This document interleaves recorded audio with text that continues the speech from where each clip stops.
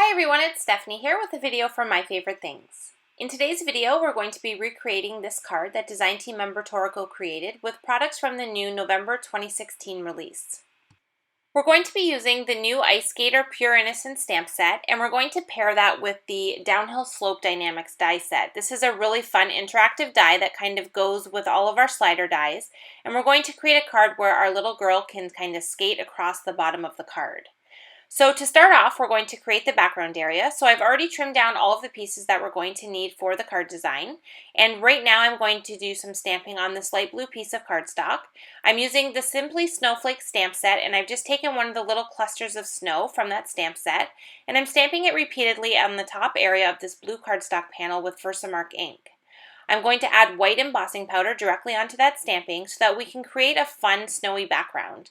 I really love the look of the white heat embossing against the blue, and the blue kind of serves two purposes. It helps for the sky, and it kind of saves us some time because we want to create an ombre background sky.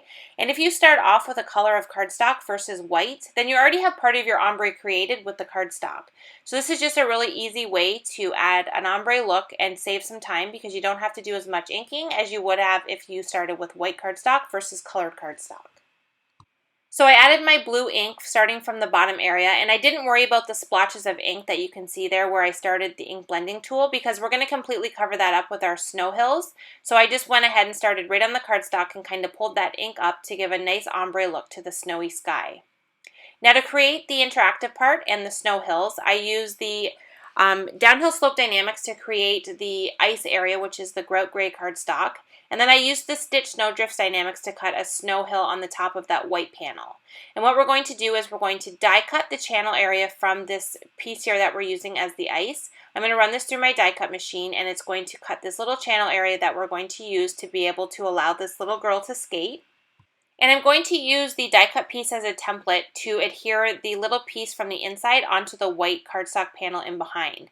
And what this does is when you adhere all the card pieces together, it just allows that inside piece to look gray so that it all looks like one panel instead of having that white from the background piece jump out at you when you have the slider channel visible on the card front. So once I have that completely adhered on, I can go ahead and lift up the top piece, and now I have the inside area of this slider channel all adhered onto the background panel, and we can continue on with our card design. I'm going to add the white cardstock panel to our cardstock base because we're all set with that. It's completely finished. And this will allow me to be able to adhere on all of the trees that we're going to add to the background area. Now the trees are stamped and die cut from the Chill Wishes stamp set. This is a really fun, cute stamp set that is part of this release. And it has these really great tree images that we're using here in this design. So I already stamped them, I colored them with some Copic markers, and then I'm just using my tape runner to add adhesive to all of them, and I'm adhering them onto my background scene.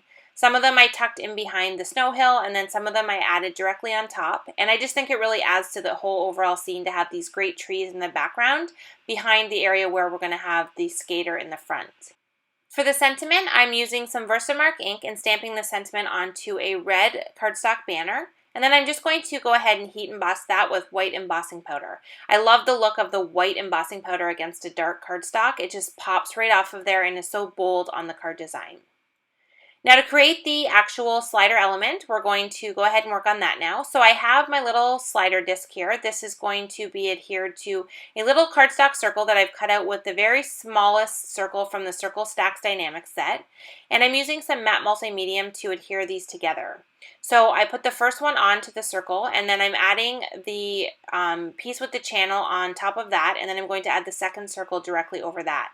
And I'm going to let this sit and dry for a bit. Because we are using liquid adhesive, it does take a bit to dry, so you're going to want to do this and kind of let it sit for a bit before you add the rest of the card. Once it was dry, I moved the circle to the lowest point on the channel so that when I adhere the girl, I know she's not going to skate down off the bottom of the card. And I went ahead and adhered her onto that circle, and that's going to allow her to kind of move along that track on the circle piece and skate in the ice. So it's just a really fun way to make her interactive in this scene.